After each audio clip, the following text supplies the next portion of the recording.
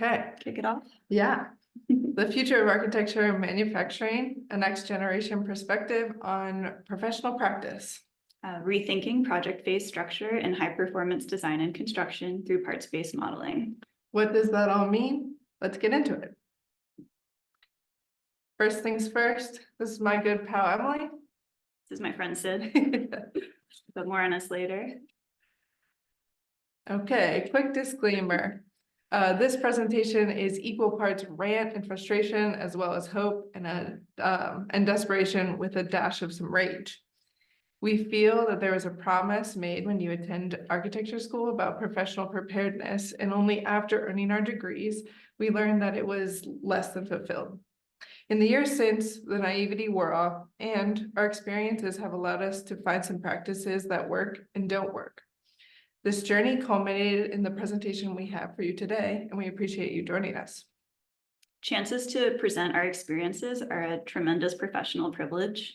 Please know that as we rail against the institution, we can recognize and honor the work that you have put in to get to where you are. We are calling on you to evaluate and leverage the autonomy you have gained in the industry to pull the paradigm even harder. Workplaces who engage in the growth of well-rounded architects, designers, and integrators benefit greatly. And to the young designers out there, you're not alone.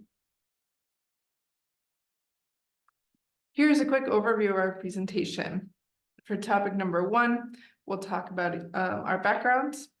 Topic number 2, we'll talk about blind spots in designing for construction, which bolster our argument for what we call Upfront CA, which is a means of front-loading construction administration and design development.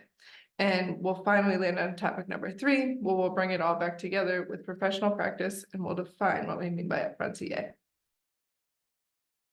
So Sid and I met each other all the way back in architecture school, and upon graduation, our career paths diverged. We'll get into that a bit more, but we have now worked together at Holzraum System here in Philadelphia, doing high performance, panelized, and site-built envelope design and construction, from architectural to production design, whether that's for panel, prefab, CLT, mass timber, or builder install assistance.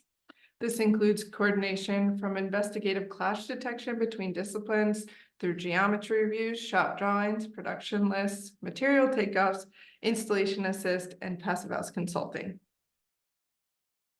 So a bit about me, I have what you would call a traditional background in architecture, specifically at design firms that flaunt perhaps shallow sustainability goals and a do-it-all mentality.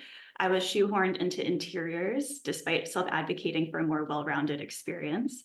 I sought after a sense of design agency within the rigor of building science principles. Instead, I felt frustrated by a lack of rigorous application to constructability. Attention to detail is left to the wayside until the project is already in construction, and I'm often moved on to another project before I can learn from the repercussions of the details that I drew. This has created a lot of blind spots for me in the designing for construction process.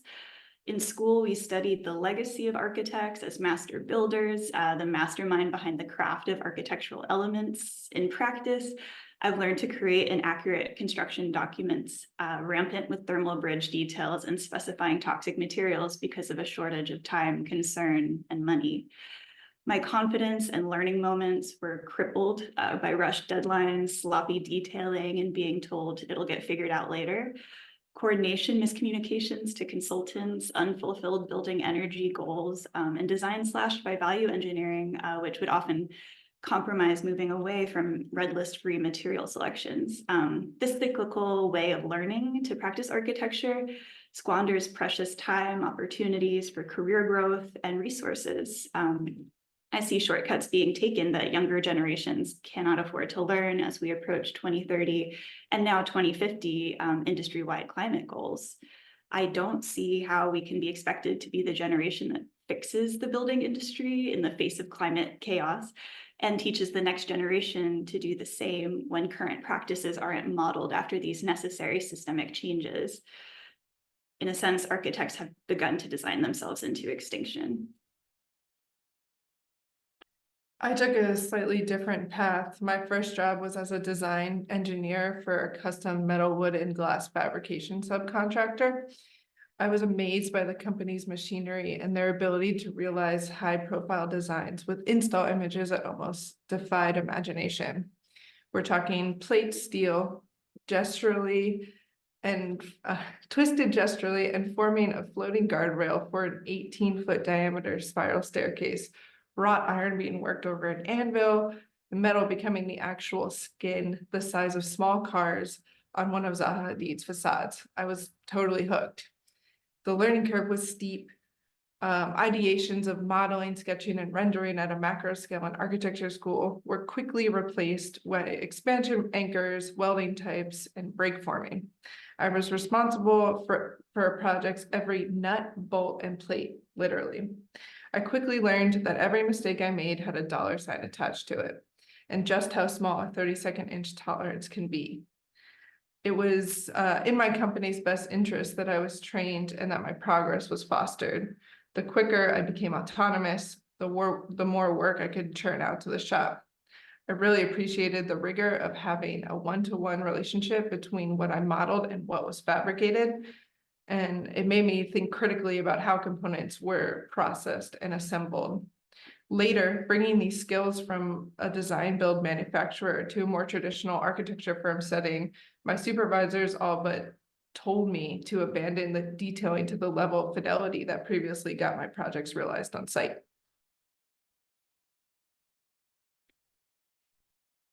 I no longer wanted to feel like a barrier in the process of new construction. I'm an architect who believes in my role and wants to enhance, not hinder, the design process. I took a career risk by prioritizing high performance design, my personal mission toward a sustainable future, and prioritizing my sanity, quite frankly, by working at not an architecture firm. And I'm excited to report that I've never identified more as an architect in my career. I was ready to walk away from the profession altogether before I started working with parts-based modeling processes. And we'll get into that a little bit more later. I didn't know if I could work in this profession focusing on responsibly built, dependable projects where my enthusiasm to realize designs could be met with a learning environment that would grant me access to the knowledge of the built environment that I was searching for. At Holzraum, we have learned to marry architecture and manufacturing. We have centered our practice as the integrators who figure out how a building will be built piece by piece through parts-based modeling, optimizing walls, floors, and roofs for panel prefabrication, creating highly customized details, and clash detecting across disciplines. It's virtual design and construction where the production model is the digital twin of the real thing. This process for us is a crash course in construction and structural design from behind a computer screen. This is a safe and empowering space for young designers to be exposed to the coming together of physical building components in order to minimize or eliminate future on-site repercussions.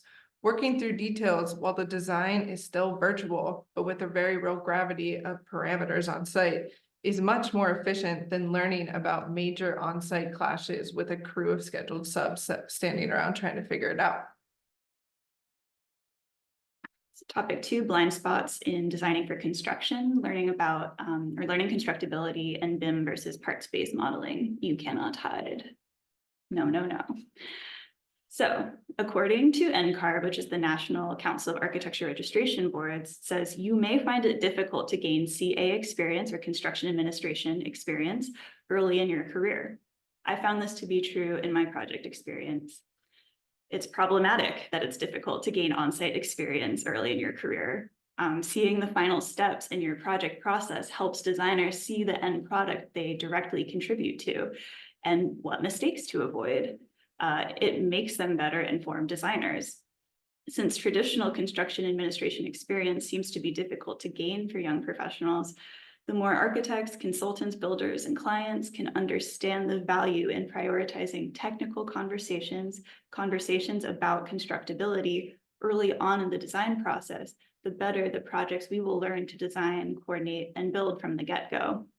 The entire project team learns to prioritize the same language, regardless of builder speak or factory speak or engineer speak, removing barriers between disciplines. Oftentimes, a lingo barrier due to experience gaps is what keeps young designers from engaging meaningfully in these kinds of cross-disciplinary conversations, even though the end result for all key players is this shared goal. Keeping this knowledge and responsibility away from young designers on the very projects they're contributing to can be unproductive, costly, and can encourage bad detailing habits. Okay. Architects have no idea what they're talking about. This is something I heard repeated over and over again when I worked outside of the design profession itself with subcontractors. The first time I heard this, I was offended. I thought of a favorite video I watched hundreds of times of Louis Kahn holding up a brick with students eagerly huddled around and asking it, "What do you want to be, brick?" How could these GCs and fabricators scoff so assuredly at my chosen profession? In a few months, I would understand the sentiment, but not the nuance. As I mentioned, I was learning that every time one of my drafted lines was out of place, that consequence had a real dollar sign attached to it, along with probably an angry GC who wanted us installed yesterday. Speaking to Emily's experience of unresolved detailing being common practice creates a mistrust and sometimes a complete disregard of drawings on site. A tenet of working as a designer for a fabricator that I learned early on was to consider the people in the shop, in the field, to be my clients, to be my end users, and to design for them. I was in the shop every day consulting the people who were actually building the things that I drafted about which views and sections and dimensions they found to be the most critical and needed. With this knowledge, I was not only able to streamline drawing sets to cater to them, but we were also fostering a dialogue built on trust. Quite literally, we were speaking the same language. Imagine if all young designers are given early and substantial access to construction sites and those with their hands on the project. So at Holzraum, I've had the unique task of being both an architect and production designer for some of our projects. We design conceptually with BIM, like Revit, the building information modeling software, until the design intent is to client satisfaction, and then bring the model into CAD work, which is our parts-based modeling software. It's exactly what it sounds like, modeling every piece and part of the building. It never ceases to amaze me how a model I worked on volumetrically in BIM with assemblies, thermal bridge prevention, and light construction sequencing in mind still has countless conditions I couldn't visualize because they just weren't apparent to me in the BIM model. The level of modeling accuracy necessary simply wasn't there to see or resolve the conditions, slab transitions, crucial alignments, complex roof valleys, and oftentimes my experience level has its limits. There are conditions I never saw in person or resolved on a site before, so I didn't know to anticipate them. And this is what I mean when I say blind spot. So in BIM software, you cut sections that look like this on the right, and it starts out as a mess of walls and floors that are not really meeting each other and assembling properly. And you hide most of that and draft on top of it in 2D, focusing on one particular condition that remains stagnant in virtual model space and feels disconnected from the 3D volumes when seen in the drafting viewports. Any deviation from that condition can go undetected too easily, particularly at corner transition conditions I have called out here in red, unless you know to look for every possible location where those 2D components might need to relate differently. So with parts-based modeling, deviations become apparent right away because every single piece and part has to come together to form a coherent whole. It is virtual construction, not an abstract guessing game of which hatch floats where in 2D. Going from BIM to parts-based modeling literally changed the way my brain works. The effect of drafting in 3D space from footers upward eliminates the guesswork and how things come together, particularly at corner conditions, which can be difficult to mentally visualize and sketch through. In this instance, shown as these little section chunks, which we lovingly refer to as nuggets, we see a foundation wall corner condition mediating 2 floor assemblies, one framed and one slab on grade, while maintaining a flush interior finish floor elevation. I wasn't even aware of this condition until I was modeling it parts-based in CAD work. Also, I can send this nugget to the builder and ask if they're comfortable with what I have modeled. We streamline the ambiguity on both ends because the representation is clear. It's one-to-one. You cannot hide in 3D parts-based modeling. When I first began in custom fabrication, we were still drafting in 2D CAD. Shop drawings were released, often imbued with accidental inconsistencies because static 2D views have no way of speaking to each other. I have seen some really scary things come out of that. Finished projects delivered to site designed with wrong geometry because one single view in a set was not updated, creating a scramble and a nightmare of rework and additional costs. Pulling plans and sections and axonometric 3D details from a parts-based modeling software eliminates the reliance on architects to trace through 2D drawings that likely aren't updated. With CAD work, drawings are not a representation of the building, but actually a one-to-one twin of the model. So like I said, in BIM software, 2D components do not automatically update. These stagnant representations rely on constant, redundant human input and often succumb to human error. It's impossible to catch everything, and BIM software doesn't always facilitate that, and parts-based modeling greatly reduces that headache. As an added bonus, employing 3D parts-based modeling techniques means there's no room for ambiguity in communication between all key players and stakeholders. Problem solving becomes faster and a more focused conversation. This image that you see on the screen is a screenshot of our model that I was able to snag and send to our engineer of record almost entirely on its own. With all the context modeled already, explaining the issue became plain. Topic number 3, professional practice and upfront CA. Now that we've named some standard roadblocks, let's look at how we see professional practice shifting the ways that schools and companies can train, teach, and bolster the abilities of young designers to imbue them with the means to build better. Let's start with defining professional practice. Again, NCARB definition here, along with adhering to the ethical standards and codes of professional conduct, of course, and maintain a positive work environment. Professional practice should facilitate cooperation, teamwork, and staff morale. This reads as, let's create a space that is as productive and obedient as possible solely for the sake of productivity and money-making. Staff morale is a no-brainer if staff is hard at work, right? But not quite. Professional practice is a term used to describe activities which will help you apply your knowledge to your industry, your job role, or your workplace. Going beyond the ability to do your job well, professionalism helps build confidence, trust, and respect. I had to look outside of NCARB architecture regulations to find something that touches a bit more on the humanity of individuals in relation to their work efforts. What good is killing yourself to get a construction document set out for a deadline when contractors can't build from its contents and there's no guarantee design intent will remain intact? So, what is unprofessional practice? This facilitates the opposite intended effect of confidence building.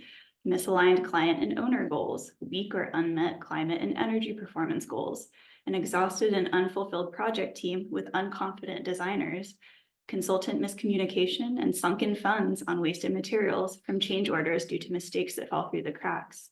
Most damaging of all, the finished product for the architect in training is an unbuildable set of construction documents. Disciplines who don't trust each other, and a building that probably won't stand the test of time for its occupants and its investors. This is the environment in which young designers are trying to build and earn confidence, trust, and respect in an extremely technical field.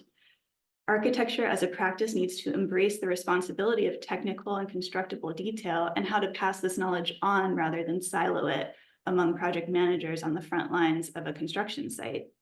Designers shouldn't learn to work themselves thin, scrambling under pressure while working with the least amount of information about the project. Okay, it's getting hot in here. In fabrication, planning a project began logically with the end. When does this project need to be installed on site? Too many times to make a bid competitive, our sales team at subcontractors with little to no design experience sells a job by slashing a lot of design time. When it was time to actually work on the project, it was too often that the package I received was the very same that Emily alluded to, where she and designers like her were not given the time to carefully consider and flesh out fine details. Subcontractors in a different company months or years later faced with modeling a scope of a building that doesn't work as the architects intended and marked. We would then need to generate an RFI or a formal request for information and send it back to them. This would travel back to the architect, though as Emily has told me, would probably land on a different architect's desk. Delays like this are often costly and can snowball quickly. The result is a rush process wherein the project sacrifices quality, and that just doesn't have to be. When in doubt, ask yourself, how much would a change order cost? Labor stoppage, material loss and waste, uninstalling and rework are all expensive. Let's strive to resist putting detailing aside for later. Design can be nimble and adjusted. Even working through the exercise of a first pass forces a designer to grapple with the design constraints of that detail, enriching the understanding of constructability. The time spent for one person to gather all the information that they need to work through that is a fraction of the time and cost of having rework on site. In daily practice, I am able to model details for which I am not completely sure about, and then check in with supervisors and more senior experienced folks and folks of different trade background as to how they would prefer to do it. I have been building a library of understanding common practices for constructability. By being a parts-based modeler, I am empowered to embrace greater autonomy in the conversation. There is value in design intent being honored from initial vision to execution by all the key players the project gets kicked to. We realize we are preaching to the choir here and that this is a room full of professionals who nerd out about detail, rigor of building performance, control layers and building assemblies, and so on. What does it take to shift this concern to the forefront of younger minds and demand that level of rigor from their work? So finally, Upfront CA or Upfront Construction Administration. This is construction forward thinking and meshed in the design process as early as possible, with clients and consultants on board in designing a better building on the front end of the design process. This includes thinking about construction sequencing when drawing your foundations and your walls, thinking through details more rigorously, as if you have to build them yourself, and ensuring that every line you draw tracks through that condition entirely. There is no room for sloppiness. There's no room for fudging it. And what do you get? A clash-free design, minimal or no surprise change orders, realistic pricing estimates, and limited value engineering. Nothing is more morale deflating than a harsh VE at the end of a grueling construction documentation deadline. We strive for this level of rigor as designers who model for high performance, highly coordinated prefabrication and site install with shop drawing level accuracy for an entire building through parts-based modeling. Coordination with holistic integration of disciplines in mind. There isn't a mark we make or a part we model without thinking about the role that one piece plays in the whole construction process. How is this implemented? Through regular conversations with the builder, the factory, the client, subs, understanding the materials they have available and how they prefer to build within their capabilities and within their resources. Regular reviews with the CPHC if pursuing certification, close review of geometry and shop drawings between designers, factory and client, and responding to pre-construction builder submittals. Otherwise, the details end up being left to someone far less invested in the design outcome to figure it out. Why are the designers left out of that process, particularly the ones drafting those details? In your traditional project or firm structure, get young professionals in the field or in the factory or in the shop as early as possible. Implement upfront construction administration within typical project phasing, integrate this into design development meetings, and get young designers thinking in the field as early as possible. With a rising disparity in the number of skilled construction laborers able to meet the demands of an ever-changing and evolving industry, architects, designers, and integrators can help alleviate some of the guesswork from what is required to build with higher levels of efficiency. Designers panelizing a building are forced to consider the very human scale of construction. When you know, for instance, you're flying a panel or a module that needs to be anchored or have hold downs to a sill plate or a stem wall, you know that you need to create the means of access to that area to install hardware. You have to consider the human arm and power tool that needs clearance to that space to make that connection. You also carefully consider sequential order of install and provide a prescriptive path for the builder and framer. Your panels, with all of their inherent complexities, become building blocks on site where construction workers can then focus on fewer but very specific tasks relating to leaders and tracing the air barrier around the building, for instance.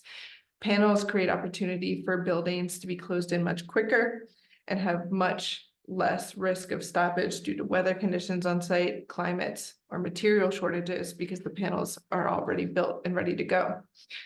We have had happy EORs report that CA, or Construction Administration, was notably hands-off for them compared to some of their other more traditional site-built projects. The proof is in the pudding. Your model's efficacy is increased because it becomes a tool that you can hand off to the builder in a number of formats. Takeoffs for site installed materials or connection hardware, or the model itself, which has foundations, load path, panels, and MEP all combined into one model for the builder to use and reference on site. Your model is the building and becomes the building, and it's pretty freaking exciting. So for young professionals who rarely go on site visits for the projects they've helped design, experiencing that one-to-one relationship between what we model on the computer and what we see when we come to site means we understand exactly what we are looking at in person. As the designer, you have intimate knowledge from overall load path to individual panels by modeling, coordinating, and detailing for factory fabrication.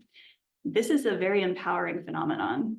These massive roof panels here were something that lived on my screen and Steve's screen for a long time while they were detailed out into shop drawings, and seeing them stacked on site, these perfectly vapor open sandwiches labeled and ready to install, was a gratifying computer to reality experience I will never forget being a part of.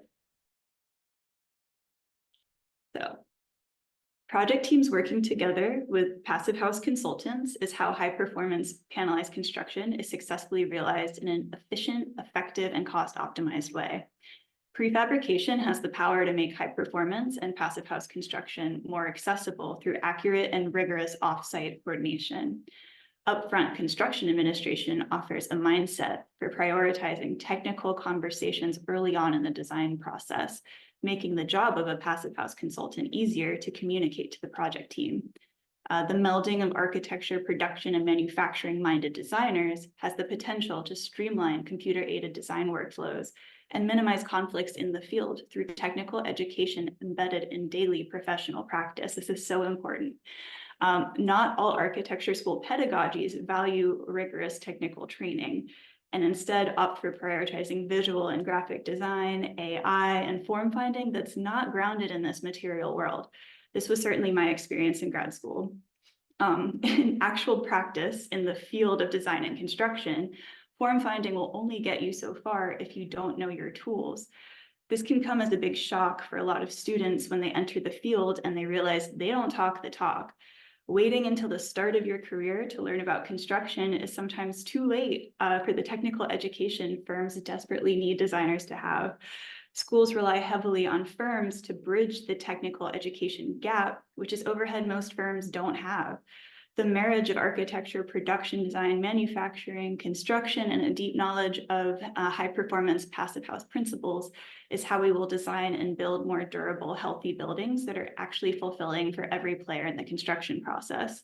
We urge students, young designers, and even seasoned professionals to pursue passive house education and get comfortable getting technical. High-performance know-how ties ecological might with building durability and coordination between disciplines.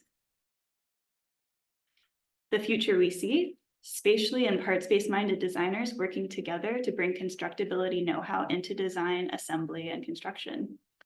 Architects and designers have diminishing power. We have commodified our role so that we fear that we have lost the connection, but the connection of the craft of buildable buildings. Let's change this and empower young designer confidence. We've heard a call for this echoed at FIASCon 2023. We've heard industry leaders calling for it as they commit to teaching students passive house details. We've embraced it in our current roles. And we've heard a call for young designers to leverage autonomy. Autonomy or confidence to identify the void and voice the support that you need to do your job, and to reject being kept at a distance from the very real factors of the built environment. Project autonomy through parts-based modeling. When you're modeling down to the nuts and bolts, be the person that people come to for questions because you have the answers. It's confidence inspiring for young professionals to learn about construction by modeling projects the way they will be constructed, rather than piecing together the construction process from a documentation set that's not coordinated for the builder. There's time to fix clashes up front if we rethink project phasing structure to put constructability first, resolving mistakes before change orders are involved and money is wasted. This cost-optimized project phasing allows the space for young professionals to become better autonomous designers who understand early on in their career that the lines that they put down on pages are meaningful, the actual building materials with actual dimensions are their design tools. And with parts-based modeling, no one knows the model and thus the building better than the modeler. If we do nothing else this afternoon but inspire some professional reflection and community discussion, we'll be very thrilled. We also wanted to give an acknowledgement and thanks to our mentors, Ilka Cassidy and Steve Hessler. Thanks for all of your support and for creating a professional working environment that encourages access to experiential knowledge and learning. And thank you for your time. And thank you both so much. I think you stirred up a lot of feelings and some good, healthy debate, which I don't think a salty and spicy presentation would have been as successful had it not.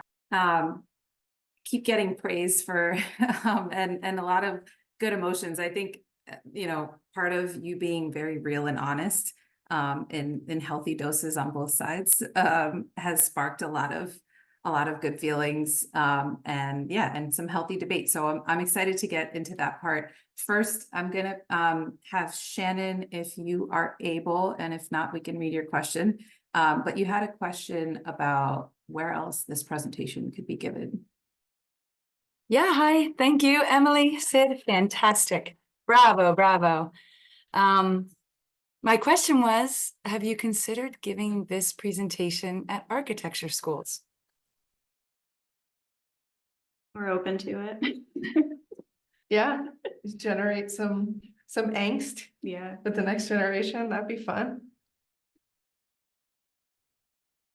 And Shannon, if you want to go right into your second question.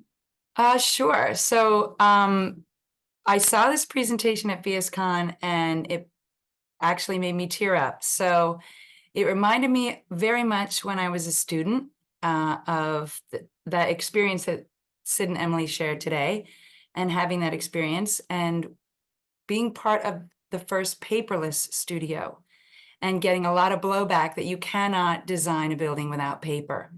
And we did. So I really appreciate your call to end 2D details, and the debate in the chat was excellent. So I wonder if you can elaborate on your call to the end of 2D details. Are you asking to remove a tool, or are you simply asking to add more tools to gain experience about how to make connections that builders are ultimately going to have to make?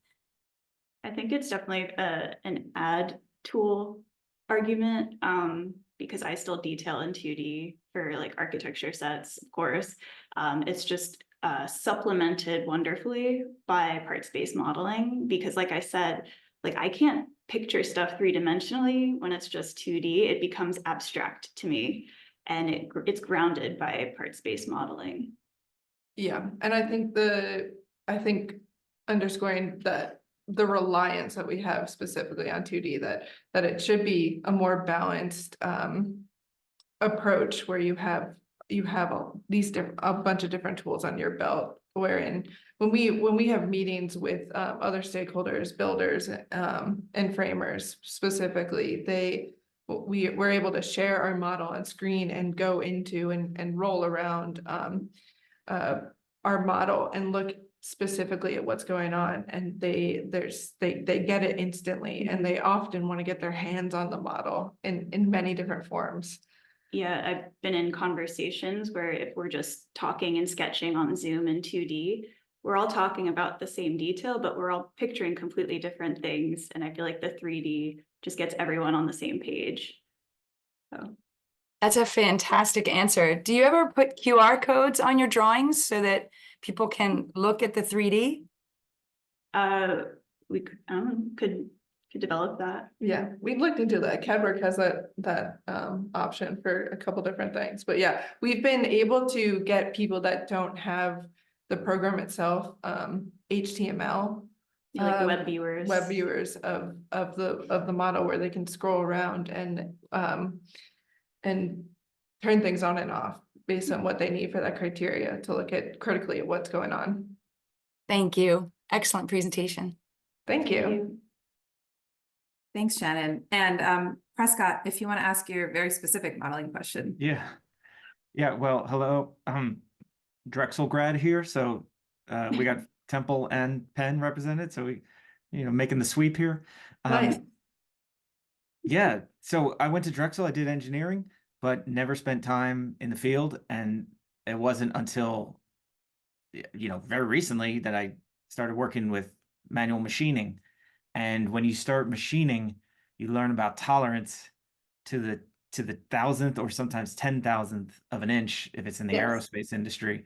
So I'm curious what sort of tolerances you need for components, especially if they're coming together, and generally, like, what can you give to a crew in the field and say, stick to it? Because there's a lot of, especially in carpentry, there's a lot of like bending and just kind of hit something with the back of the hammer and just kind of chisel it off, so how precise in the model can get to 10,000th of an inch, but how about in the field? Yeah, so that's a great question, and specifically having like Upfront CA allows us to address that kind of stuff, because you have a lot of different trades that are working with a lot of different tolerances when they come into the field, and they all have to talk to each other. So generally, the first question that we ask is we have the builder get the guy who's going to lay the foundation, and we ask what tolerance can you stick to, and then we're able to design enough tolerance into panels or looking at different load path members so that everything can be fit up and have just like some shim space. Shim space is key, so everything kind of comes together, and the builder doesn't have to make any rework.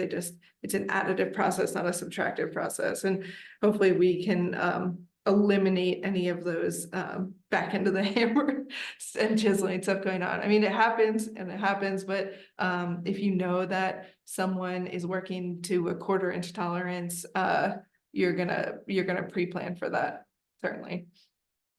Thank you for your question. Yeah, I now, stupid anecdote, but if you've ever watched like Grand Designs or one of those shows, you know what I'm talking about? Yes. They always have people who kind of discover too late that what was it? It's like too accurate, and then you're down to working in millimeters, and it it doesn't fit because it's just like too tight. Yep. So I guess depending on what it is, like if it's wood, you got to have a hand plane or a sandpaper. But if it's some kind of space age polymer that you can't even drill, that's when things get really tricky. So slots over precise holes, that type of thing. Yep. Yeah, I think I know the exact episode you're talking about. Oh, do you? There's so many. But also, last thing in machining, they have an expression: clearance is clearance. Yes. So you can get right up to the edge, but you can't hit it. So. Yep. Yeah. Thank you. I appreciate that. Of course. Yeah, thanks, Prescott. And thanks for rounding out the massive Philly representation here today. I see some others in the chat. I also just want to call out Armin. It sounds like you don't have a microphone, but thanks for that healthy debate about and sparking that clarification about 2D and the additive nature of 3D and not the complete replacement. And for Emily and Sid, it sounds like they gave a great note on how to maybe clarify that for a future presentation.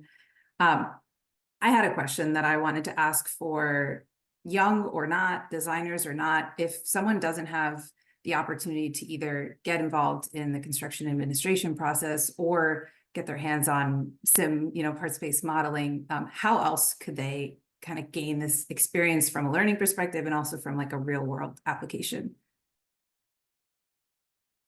I've been thinking about this a lot, and it's definitely tricky because sometimes there just is no opportunity. But I think if someone steps up and either brings in a different like using Rhino as a parts-based modeling software to supplement conversations when they go into design reviews, or are meeting with their PM and doing red lines and just need clarification. Because sometimes I would tackle a detail and I would it feels like a blank wall. Like I just don't even know where to start.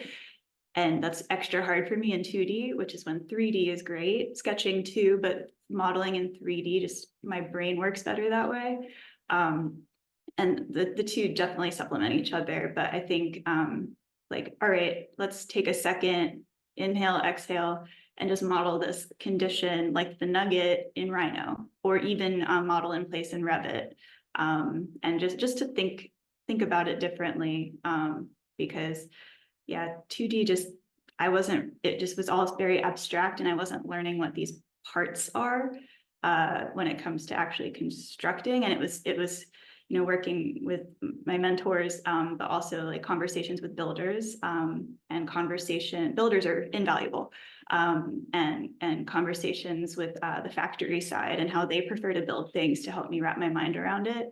So any chance to have those conversations with the end users or the people who are getting their hands on these materials, for how they would build it and then interpret from there. I would also say it is frustrating to sometimes have to go outside of your job to find training for yourself, but Or even to like find construction site visits. Yeah. I've found that I've been able to get my hands physically on a project and talk to people and be supervised through volunteering opportunities, Yeah. like Habitat for Humanity, especially Philadelphia's chapter, that'll let you do all sorts of projects under supervision, and they're a really great organization. I also we have a community here, especially a really thriving community. As we mentioned, we're all a bunch of detail nerds. So really engaging your community, trying to find someone who wants to work through it at different experience levels. Be fun to have sort of like an office hours where we could all bring our I can't get this thing figured out, and then have a discussion about it. Mm-hmm. But certainly opportunities exist. And there's people on both sides of the spectrum there's people that are really eager to learn, and there's people that are really open to teaching. So not being afraid for young designers of being vulnerable and asking for things maybe outside of your workplace or within your workplace, and seeing what opportunities there are for you to get more. Right on. I love that. And I love the shout out to Habitat. That's how I got my first taste of what architecture school could not give. and yeah, and that really is. Sorry, leaned on the space bar. One of the best ways to get experience is hands-on. Just don't put your hands in the wrong spot, especially if you're on site volunteering. Yep. Cool. Well, we sparked a lot of great comments and less so questions. So it seems like, for the most part, there were some clarifications needed, but like, the majority of this audience is very much on board. And maybe that's because there's a lot of architect backgrounds listening in and feeling the same level of angst and frustration. But that gives us a lot of hope for the future, I think. I want to invite maybe Bev or TaloArc, I see you're on, to come on and maybe elaborate a little bit on the comments that you made. Bev, you were speaking about Michelle Apagian of Icon.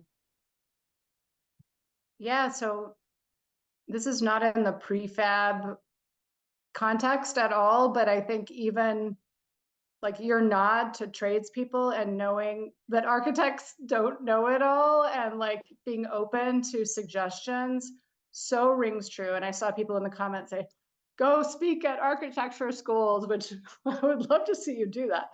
I mean, I think her biggest thing whenever I hear her talk is it's all about respecting the team that's working for her and being open to suggestion, because she may not know the best solution. And she's very open to all teams about the thing that she has drawn may not be the most constructible or best way to do this, or sequencing might not work or something like that. And so I think her tool has always been use a 3-week look ahead when you're on an actual site to preview what the subs are doing and make sure that it is actually constructible. And that's a great antidote to not maybe having a part space model where you can do that look ahead in 3D.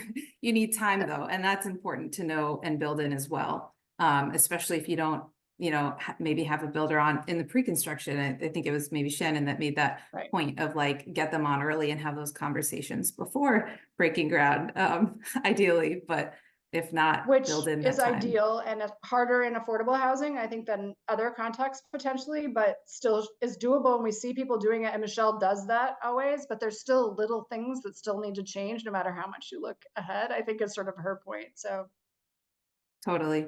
Yeah. And those meetings are still very much necessary, even given really great tools and models and details. I think that was also a point that kept coming up in the chat, is that collaboration and conversation are never going to be eliminated, right? It's just additive to that whole process. Yes. Awesome.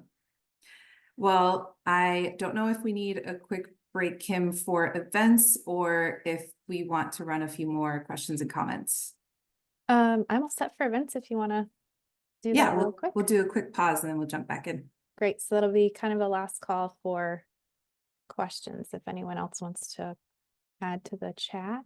Let me just drop these links in chat for everybody. Starting off with our podcast episode this week, we have a special series running until our conference in March, which is all about reimagining buildings. So this is with Shefali Sangvi. She is at Datner Architects and speaks about her upcoming presentation with us in hour 23 of the conference. Next up, we have a project showcase session next Wednesday, February 21st, and this is all about the Point at Hills Farms. It is speaking about design insights and construction prep, and this is the first passive house project for Cube 3, which is really interesting to just hear about how the process has gone so far. Next up, a reminder that Building Energy Boston conference is coming up, put on by Nessie. This is on March 19th and 20th, and there's a link in the chat to register for that. And also the International Passive House Conference is coming up April 5th through 7th in Austria. And finally, we are about 3 weeks out from Reimagine Buildings.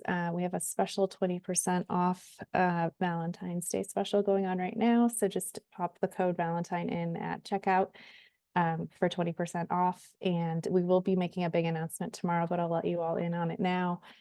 We'll be offering FIAS and PHI credits for continuing education, which is huge for us, as well as AIA. So hopefully we can help everyone get as many of those credits knocked out early in the year as possible. So check the link in chat for that, and feel free to reach out with any questions.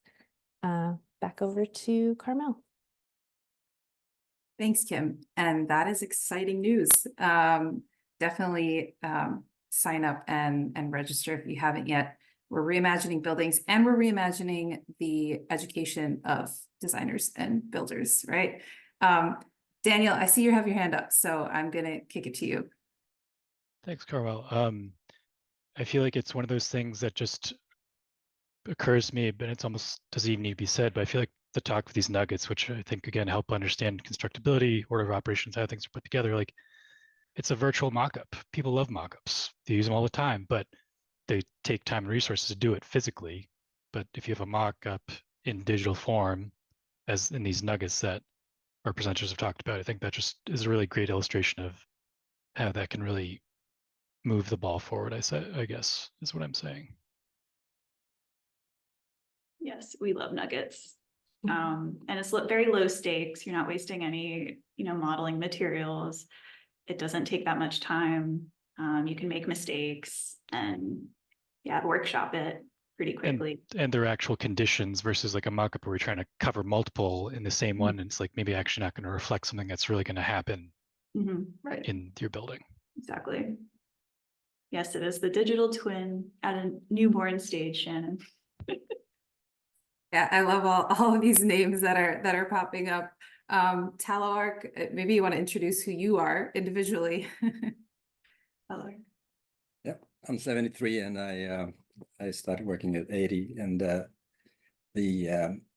had to do a big stadium first and with the big models and everything else. But the key was when I joined Philip Johnson in 86, designers was not able to use computers. So I went to night school and learned the 3D right off the bat. And I did the Times Square Towers and other projects like that. And I told the guys just to put the corner points, and so they didn't have to slave about things. And then we extruded the models and everything else. But the key thing that what I learned from Ed Barnes was that every project that I did an airport in 10 weeks for Macau, for instance, the whole team, 80% construction set. And I didn't work overtime because I just coordinated, made sure that talk to the engineers, construction people right off the bat, where the critical points, what to watch out. And that's how I approach all the projects in my life. Just very quickly get all the key people before even designing too much, beyond sketches. And the other thing that what's difficult these days is that I used to use MicroStation, and I'm still using Bentley, and everything is 3D from the start. To keep very simple 3D, and then I can add details anywhere in the project, and it's right there doing the right thing. And I don't have to switch between programs. It's all there. I've done the world's tallest building right in the background. You can see me as it's one model in Bentley. And I can take any part of it I want, and it can be studied. And and that to me is where the software should have gone, but that we all spread it out to the different programs. And that is really where I felt pity for your guys with the next generation, because we don't have that simplified tool. And we lost the competition to AutoCAD in 9/11 event because of the towers. And that was perhaps the saddest moment in my life here. But I'm still benefiting from my background. But like in Stephen Hall, he was doing his museum in Finland in 1994, and the model, he didn't have enough decimal points on the angles and things. And I found out that his team we had like 3 meter error because of the arc, where the building wall should be 10 feet. And so when it's the things, all those little things that you you don't know, you can get into real trouble. And I had to detail the whole thing for the team because they had zero understanding of anyway. So, but if you start right slowly, and at Barnes, what he made you detail something for 3 weeks, and then he brought somebody more experienced and say, now you understand it, but let's go through it again. And you suddenly go, oh my God. So every phase of the work, you end up doing your work, so you felt good. And then somebody came and gently reminded that there are other issues to consider. And then, so it went step by step by step, all the way to construction. And that allowed me to take any project, be it in an airport, stadium, high-rise. I went to help other people, and I never felt at unease.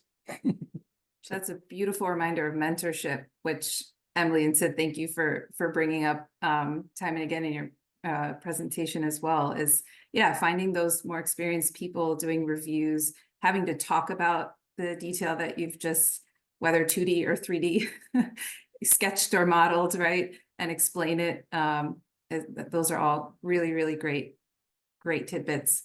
We're at the top of the hour. Emily and Sid, any closing final thoughts to say goodbye to our group? Thank you everyone for tuning in and for the great debate and the great discussions and additive comments. We really appreciate it. I'd say, you know, keep talking, keep talking, keep networking, let's fill in all of our knowledge gaps. Everyone comes from a different perspective and background, and we all have, we want everyone to have autonomy. That was a big word. Yeah, it is a big word. Autonomy, agency. No more, designing in isolation within your discipline, more, ecosystem thinking, when it comes to coordinating, troubleshooting, talking to trades and users, and just other disciplines, and of course, more education. Oh, we're lifelong students, always learning about passive house, always learning about constructability, changes in, step codes and code compliance. It's all coming together for a hopefully less scary future, but hurry, please. And yeah, Thanks. thank you so much. You're here. Thank you. And happy Thanks so much. Valentine's Day. Yes. Take care, everyone. Thanks Bye, for tuning everyone. in.